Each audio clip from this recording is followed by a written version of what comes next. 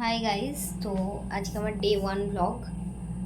তো আজকে আমি সারাদিন কী করব সেটাই তোমাদের দেখাবো।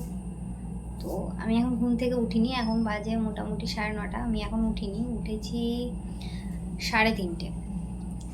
তারপর উঠে পুজো পাঠ করে একটু ফোন দেখে জব করে একটুখানি বইটা খুলে একটু বই পড়ে এখন মুড়ি খেতে যাচ্ছি। তো এসে কথা হবে। তারপর মুড়ি খেয়ে চলে এসেছিলাম, মুড়ি খেয়ে এসে একটুখানি পড়তে বসেছিলাম। মোটামুটি 1 ঘন্টা মতো পড়েছিলাম। তারপরেই মা খেতে ডাকছিল, তো খেতে যাচ্ছি এখন।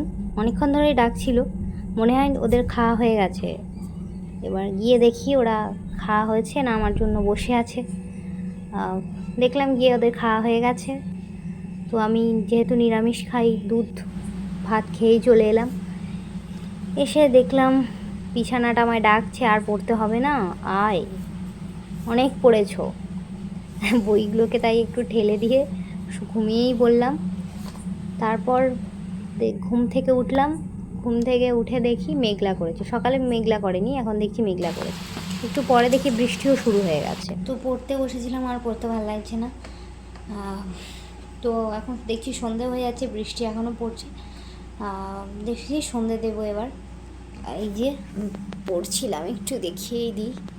পড়ছিলাম, দেখি বাইরে বৃষ্টি হচ্ছে, দেখি তোমাদের দেখাই। বাইরে বৃষ্টি হচ্ছে এখন, বৃষ্টি অনেকক্ষণ শুরু হয়েছে, এখনও পড়ছে। তারপর আমি একটু হরে কৃষ্ণ নাম জপ করছিলাম। তারপর সন্ধে দিলাম। তারপর এই যে আমার ঠাকুর, যার যেই সব কিছু। আর এটা হলো আজকে শ্রীধাম মায়াপুরের শ্রীকৃষ্ণের সাজ।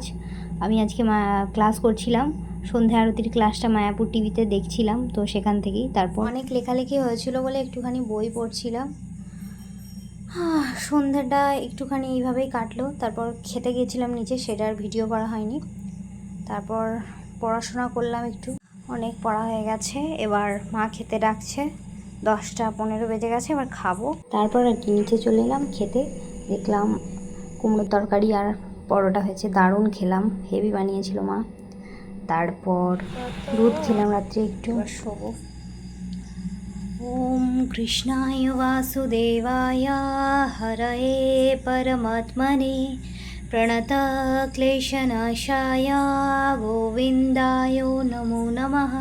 যেহেতু আমার সকালে উঠতে হবে তাই ঘুমিয়ে গেলাম 11টার সময় মোটামুটি। তো এই ছিল আমার ডেলি ব্লগ। দেখে জানিও সবাই কেমন লাগলো। হরে কৃষ্ণা। Goodbye.